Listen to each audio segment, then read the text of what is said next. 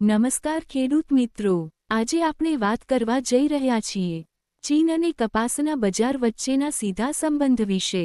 ચીન ખરીદે તો કપાસના ભાવ ચડે અને ન ખરીદે તો બજારમાં મંદી કેમ આવે?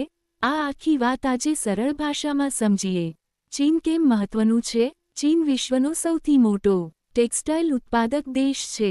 ચીનમાં હજારો કાપડ મિલો, દર વર્ષે લાખો ગાંસડી કપાસની જરૂર। ભારત ચીન માટે મોટો સપ્લાયર, એટલે ચીનની એક ખરીદી પણ ભારતીય બજારને હલાવી નાખે છે। ચીન ક્યારે વધારે કપાસ ખરીદે છે?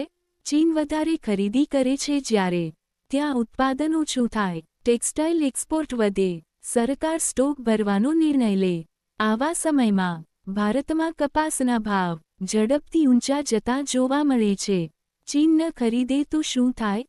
જો ચીન પોતાનો સ્ટોક વાપરે, અન્ય દેશોથી સસ્તો કપાસ લાવે અથવા ટેક્સટાઇલ ઉદ્યોગ મંદીમાં જાય તો ભારતમાંથી ખરીદી ઘટે, બજારમાં કપાસ ભરાઈ જાય, ભાવ ઉપર દબાણ આવે। હાલની સ્થિતિ શું કહે છે?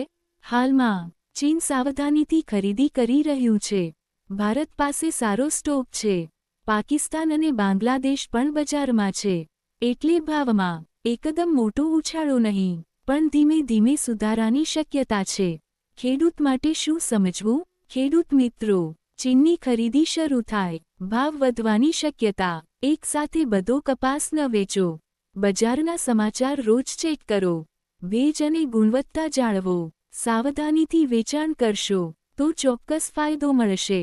જો તમને આ માહિતી ઉપયોગી લાગી હોય, વિડિયો લાઇક કરો, ખેડૂત મિત્રોને શેર કરો, કોમેન્ટમાં લખો તમને શું લાગે ચીન